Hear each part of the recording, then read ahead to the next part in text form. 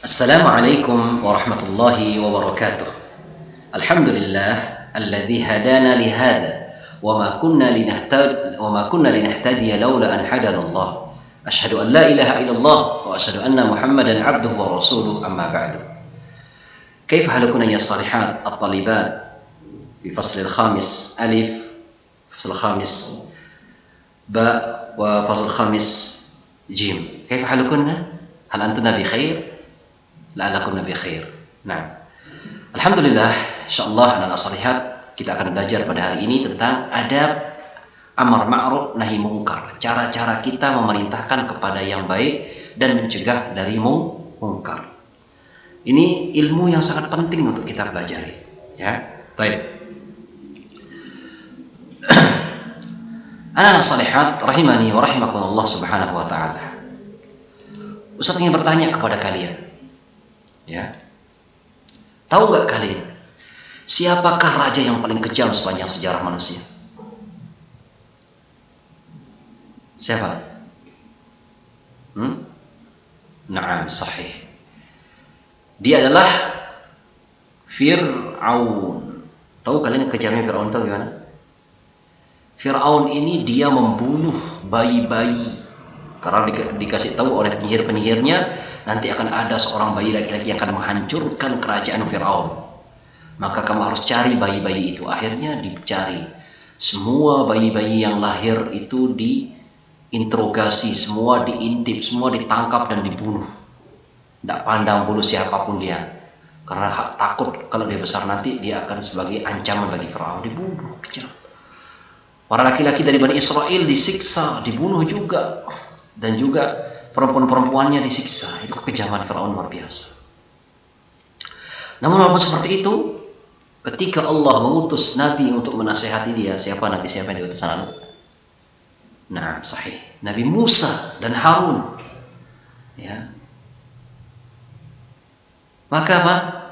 Allah memerintahkan kepada Nabi Musa dan Harun untuk pergi mendakwahi, menasihati Fir'aun dengan bahasa yang lembut, tidak kasar. Ya. Padahal Fir'aun ini kejamnya luar biasa. Bahkan di antara kekufuran, ucapan kufur yang paling kufur ini diucapkan oleh Fir'aun. Apa ucapan Fir'aun yang kufur itu? Dia mengatakan dalam surat Nazi'at, Ana rabbukumul a'la. Aku adalah Tuhanmu yang paling tinggi. Ngaku Tuhan. Ya, dia ngaku Tuhan. Ini kekufuran yang paling besar. Namun ketika Allah mengutus Musa, katakan kepada Fir'aun, ya, qaulal layyinan, ucapan yang lemah lembut. Ketika diutus ke Fir'aun, diperintahkan Nabi Musa untuk mengatakan sesuatu yang lemah lembut. Ini ada dalam kita memerintahkan yang baik dan mencegah dari yang buruk. Allah juga katakan dalam surat yang lain, idhab ila fir'auna innahu tagha. Pergi kamu wahai Musa, datangi Fir'aun karena Fir'aun sudah melampaui batas. Apa dia melampaui batasnya? Tadi dia ngaku dirinya sebagai apa? Sebagai Tuhan. Ana rabbukumul a'la katanya. Baik. Nanti kita sebutkan ayat yang lain. Dan juga Ustaz sudah ceritakan kepada kalian kisah tentang ulama yang bernama Syekhul Islam Ibnu Taimiyah. Ketika beliau dan para murid-muridnya melewati pasukan tentara-tentara Tartar yang sangat kejam itu, sedang teler-teleran, sedang mabuk-mabukan, minum minuman keras. Ketika melewatinya, maka muridnya mengatakan, wahai guruku, wahai syekh, kenapa kita tidak ingkari tadi ada orang mau mabuk? Kata gurunya, mereka itu kalau diingkari nanti mereka akan melakukan dosa lebih besar lagi, yaitu mereka akan membunuh. Ya, biarkan saja dia mabuk, karena mereka tentara yang kejam. Kalau dia tidak mabuk, dia akan membunuh. Ya, tentunya ini satu kaidah ya. Kalau kita ingkar mungkar, lihat dulu keadaan. Jangan asal diingkari. Ya, sekarang mana lebih besar dosa mabuk-mabukan daripada membunuh? Tentunya membunuh lebih besar. Ya, artinya makanya dibiarkan dia mabuk saja agar jangan membunuh, melakukan dosa yang lebih besar. Bukan artinya Syekhul Islam senang melihat orang mabuk-mabukan, bukan begitu. Ya, karena melihat mudarat yang lebih besar. Baik. Anak-anak salihat, apa saja adab-adab kita ketika kita menyuruh kepada yang baik dan mencegah dari yang mungkar? Ya. Nah, ini perlu kita ilmui anak-anak salihat.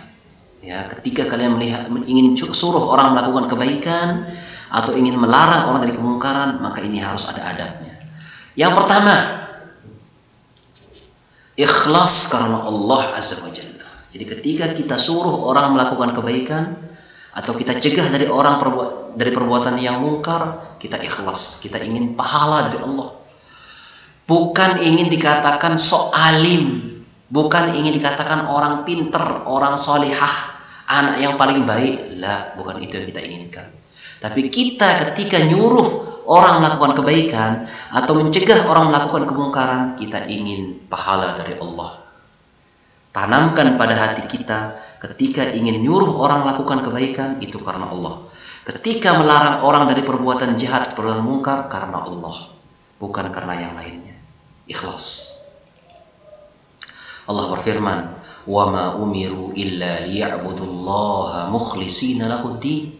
Tidaklah mereka diperintahkan melainkan untuk beribadah kepada Allah dengan ikhlas, mukhlisin, mengikhlaskan bagi agama Allah. Ikhlas kita dalam kebaikan ini, ibadah, termasuk ibadah apa? Nyuruh orang melakukan kebaikan, mencegah orang melakukan kemungkaran, itu ibadah. Maka harus didasari dengan ikhlas, anak-anakku salihah. Ya, bukan ingin dikatakan orang alim, tidak. Dan juga Nabi SAW bersabda, "Innamal a'malu binniyat wa innamal likulli imri'in ma nawa." Sesungguhnya amal itu tergantung niat. Amal itu tergantung niat, dan wa innamal likulli imri'in ma, dan orang itu tergantung dari apa yang dia niatkan. Makanya kalau kita ketika nyuruh orang melakukan kebaikan, mengingkari dari kemungkaran, niat kita karena Allah, kita dapat pahala. Tapi kalau niat kita selain Allah, ingin dikatakan orang hebat, ingin dapat upah, ingin dapat sanjungan, pujian, ya itu yang kita dapatkan, tapi kita tidak dapat pahala dari Allah. Paham anak? Nah, niatkan dalam hati kalian ketika nyuruh orang melakukan kebaikan karena Allah, dan juga ketika ingin melarang orang melakukan kemungkaran karena Allah pula. Semoga Allah mudahkan kita. Yang kedua, anak-anak, adab kita ketika ingin menyuruh orang melakukan kebaikan dan mencegah dari kemungkaran, menggunakan kata-kata yang baik, sopan dan lembut. Tadi saya singgung tadi, raja yang paling kejam itu siapa? Fir'aun. Kekufurannya luar biasa, ngaku diri sebagai Tuhan, itu sudah kufur luar biasa. Tapi ketika Allah utus Nabi Musa dan Harun mendakwahi Fir'aun, Allah berpesan, "Faqula lahu qawlan layyina." Katakan kepada Musa, wahai Harun, katakan kepada Fir'aun itu ucapan yang baik. Allah mengatakan, "Faqula lahu qawlan layyina la'allahu yatadzakkara aw yakhsha." Ya, Al-Maidah ayat 78-79. Wahai Musa, wahai Harun, datang kepada Fir'aun, katakan kepada dia qawlan layyinan. Apa dia qawlan layyinan? Kata-kata yang baik. La'allahu yatadzakkar, agar dia ingat dan dia takut. Perhatikan ini, diutus kepada orang yang paling kejam, paling kufur. Nah, justru Allah suruh untuk mengatakan yang baik. Jadi kita kalau ingin nyuruh orang, gunakan kata-kata baik. Kalau ingin nyuruh orang melakukan kebaikan, gunakan kata yang baik. Wahai saudariku, wahai ukhti, ya, anti lakukan ini. Baik-baik caranya. Wahai ayah, wahai ibu, wahai kakak, siapapun yang kita ingin suruh melakukan kebaikan, gunakan bahasa yang lembut. Meskipun dia lebih kecil daripada kita, adik kita misalnya, kita ingin perintahkan adik kita untuk sholat. Wahai adikku, wahai sayang, adikku, ayo sholat.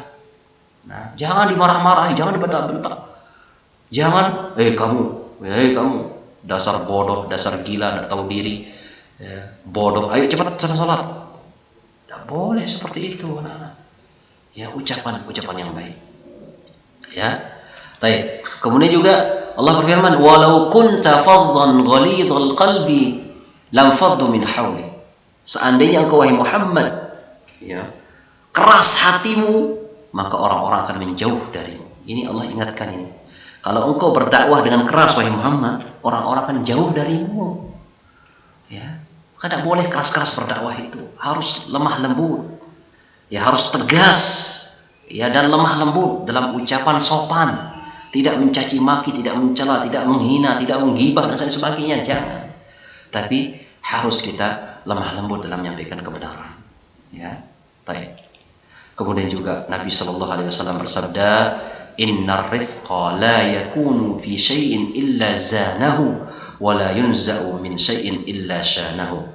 Sesungguhnya sifat lemah lembut kalau ada pada suatu melainkan akan menghiasinya, dan kalau dicabut sifat lemah lembut itu dari sesuatu akan membuat dia rusak, akan rusak dia. Makanya lemah lembut itu harus ada.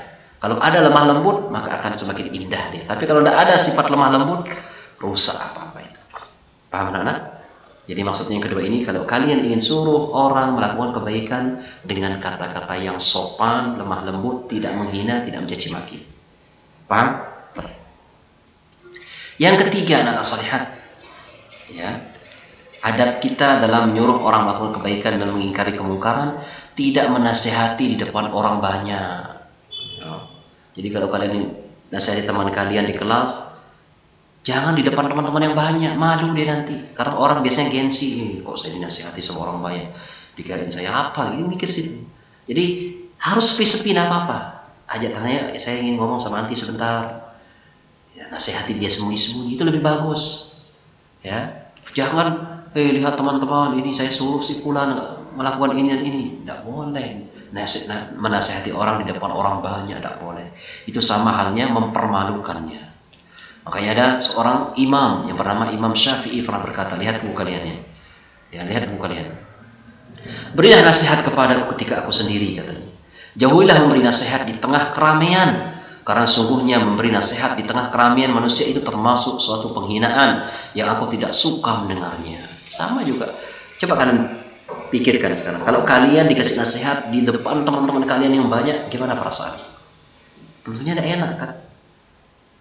Tapi kalau kalian dinasihati dalam keadaan berdua-duaan, tatap empat mata, itu akan lebih mengena itu.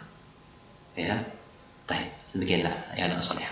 Nah, kemudian yang keempat, yang keempat ini, kita bersabar. Harus bersabar. Karena setiap nasihat yang kita sampaikan orang lain belum tentu akan diterima. Justru kita mungkin diejek. Maka kita harus bersabar. Ketika kita menyampaikan dakwah, menyampaikan nasihat, sabar. Jangan kita putus asa. Sudah saya sering nasihati dia, tidak bisa sadar dia. Capek saya nasihati, tidak boleh. Harus sabar. Lihat Rasulullah bagaimana sabar beliau sampai beliau berhasil mendakwakan Islam, sampai Islam kita rasakan sampai di zaman kita sekarang ini. Itu buah kesabaran. Jadi orang yang berdai harus sabar, tidak boleh dia terburu-buru. Nah, Allah berfirman, wa'mur bil ma'ruf wanha 'anil munkar wasbir 'ala ma asabak inna dzalika min azmil umur. Ini nasihat Luqman. Allah kisahkan dalam surah Luqman menasihati anaknya. Apa kata Luqman berpesan kepada anaknya? Allah abadikan kisahnya. Wa'mur bil ma'ruf, wahai anakku, perintahkan kepada yang baik. Wanha 'anil munkar, dan cegahlah dari perbuatan mungkar. Wasbir, ini dia, sabarlah, ala ma asabak, atas apa-apa yang menimpamu, harus sabar. Inna dzalika min azmil umur, sesungguhnya demikian itu termasuk perkara yang sangat kuat. Jadi sabar. Karena orang berdakwah kadang diejek, tidak disukai oleh orang. Sabar kita, jangan kita membalas, harus sabar dalam berdakwah. Nah, kemudian juga Allah berfirman mengingatkan nabinya, ya ayyuhal muddatsir qum fa'anzir wa rabbaka fakabbir wa thiyabaka fatahhir warrujza fahjur wa la tamnun tastakthir wa li rabbika fasbir.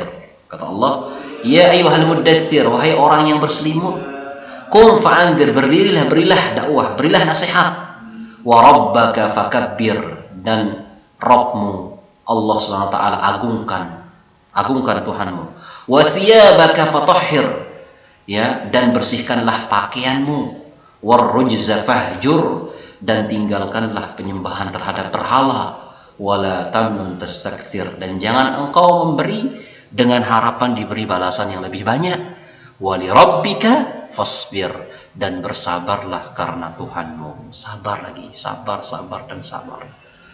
Demikian juga kalian ketika nuntut ilmu harus sabar. Ketika daring capek mungkin mendengar video, sabar, harus tetap kalian lakukan, menyimak daring ini dan bersabar. Dan pahala orang bersabar tanpa batas, besar pahalanya orang bersabar, anak-anak solihat. Allah mengatakan dalam surat yang kita sudah hafal, wal asri innal insana lafi khusr illa alladhina amanu wa amilus salihat wa tawasaw bil haqq wa tawasaw bis sabr. Demi masa, sesungguhnya manusia dalam kerugian kecuali orang-orang beriman, beramal saleh, saling menasihati di atas kebenaran, saling menasihati di atas kesabaran. Nah, kalau kalian mau sukses, mau selamat dunia akhirat, tidak rugi dunia akhirat, jadilah orang-orang yang sabar, ya. Bersabar ya anak solehat. Semoga Allah rezekikan kita kesabaran. Dan sabar itu terus sampai kita mati. Tidak boleh kita katakan sabar ada habisnya. Tidak ada. Harus kita berusaha sabar. Wallahu a'lam. Demikian yang disampaikan. Wassalamualaikum warahmatullahi wabarakatuh.